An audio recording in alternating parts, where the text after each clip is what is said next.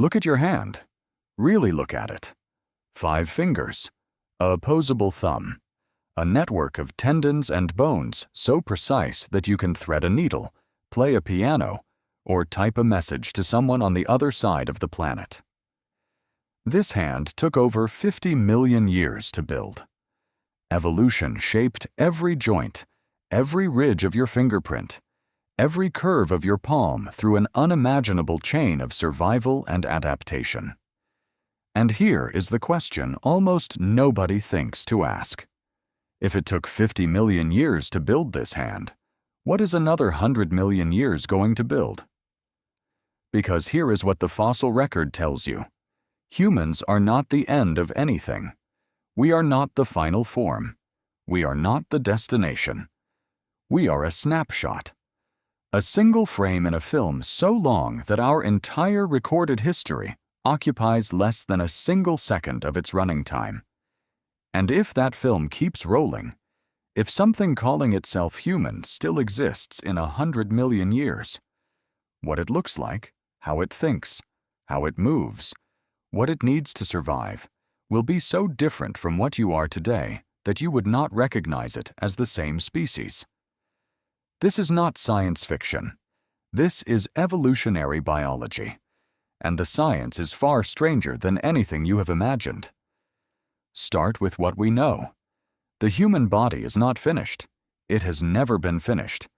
Evolution does not stop. It does not reach a peak, plant a flag, and declare the work done. Right now, today, your body contains dozens of features that are actively being phased out by natural selection.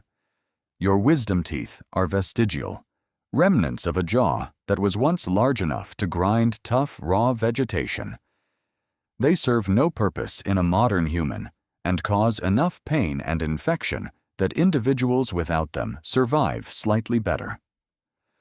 Over tens of thousands of generations, they will disappear entirely. Your palmaris longus muscle, a thin tendon running along your wrist, is already absent in roughly 15% of the human population. It was once essential for climbing. It is now functionally useless. It is being quietly deleted from the human blueprint, one generation at a time. Your coccyx, the small fused bones at the base of your spine, is the remnant of a tail your ancestors lost over 25 million years ago. It still occasionally causes pain. It still occasionally produces a vestigial tail in rare human births, a direct echo of a body plan that no longer applies. Now extend that logic forward. Not 10,000 years, not 100,000 years, 100 million years. Paleoanthropologist Ian Tattersall at the American Museum of Natural History has argued that what defines human evolution is not a slow, steady march of improvement, but rather a branching, unpredictable explosion of variation. Every time a human population became isolated by a mountain range, a sea, a desert, it began evolving in a different direction. The result over millions of years was not one human, but dozens of human species, all existing simultaneously, all slightly different, some crossing paths and interbreeding, some competing, some vanishing entirely. This has already happened to us. Homo sapiens is not the only human that ever existed. It is simply the last one standing. At various points in the past 100,000 years, at least 4 distinct human species shared this planet simultaneously: Homo sapiens, Neanderthals, Denisovans, and Homo floresiensis, the tiny island-dwelling humans of Indonesia whose remains suggest a creature barely a meter tall, with a brain a third the size of yours, who hunted pygmy elephants with stone tools and survived for hundreds of thousands of years before disappearing around 50,000 years ago. If that much variation emerged in just 100,000 years of partial geographic separation, imagine what 100 million years of full separation produces. Biologist Richard Dawkins has described what he calls the concestor, the most recent common ancestor shared by any two species alive today. The ancestor between you and a chimpanzee lived roughly 6 million years ago. The ancestor between you and a mouse lived roughly 75 million years ago.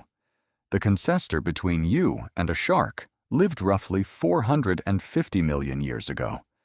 Every one of those ancestors would be unrecognizable to you. And yet, every one of them is your direct ancestor. You are the product of that much change.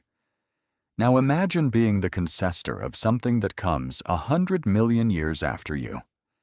So what does the science actually suggest about what happens to human bodies likely site of dramatic change? For the last 2 million years, the human brain has been growing at an extraordinary rate, faster than any organ in the history of any known species. But this growth is already slowing. Researcher David Geary at the University of Missouri has found evidence that average human brain size has actually decreased slightly over the last 10,000 years, possibly because the complexity of social living allows individuals with smaller brains to survive and reproduce by relying on collective intelligence rather than individual cognitive power. The brain is expensive. It consumes 20% of your body's total energy, despite being only 2% of your body weight.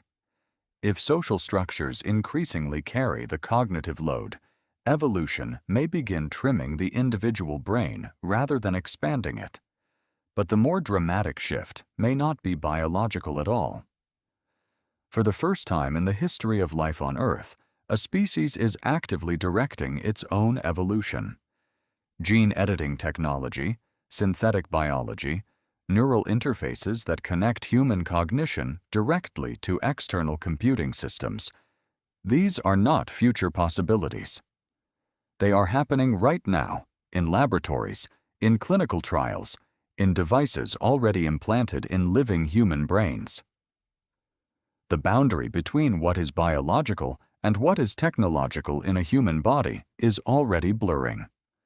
In 100 million years, that boundary may not exist at all. Evolutionary biologist Simon Conway Morris at Cambridge University has argued that evolution is not random in its outcomes, even when it is random in its mechanisms. The same solutions appear again and again across completely unrelated lineages, a phenomenon called convergent evolution. Eyes have evolved independently over 50 times in the history of life. Wings have evolved independently at least 4 times. The streamlined body shape of a dolphin, a shark, and an extinct marine reptile called an ichthyosaur are nearly identical, despite the fact that their last common ancestor was a land-walking creature with legs. Evolution keeps finding the same answers because physics and biology keep asking the same questions. What questions will physics and biology keep asking of whatever calls itself human in 100 million years? The same ones they have always asked. How do you get enough energy? How do you process information fast enough to survive? How do you reproduce successfully? The answers to those questions, shaped by whatever environment exists in 100 million years, whatever climate, whatever food sources, whatever threats, will produce the body, and the environment will be radically different. In 100 million years, the continents will have moved. The Atlantic Ocean will be wider or gone entirely depending on which tectonic models you follow. A new supercontinent may be forming. Sea levels, atmospheric composition, temperature gradients, all of it will be unrecognizable. The ecosystems that whatever we become will inhabit are ecosystems that do not yet exist, filled with species that have not yet evolved, facing pressures that no current model can fully predict. This is the deepest truth that evolutionary biology offers. Not a prediction, not a blueprint, a humbling.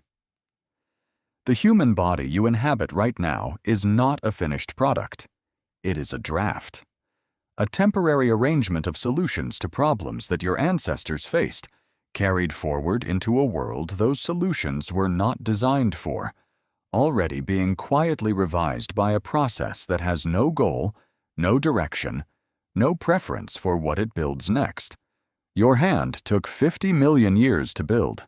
Something is already building what comes after it. You will never see it, but it will carry, somewhere deep in whatever it uses to remember, the faintest echo of what you are right now.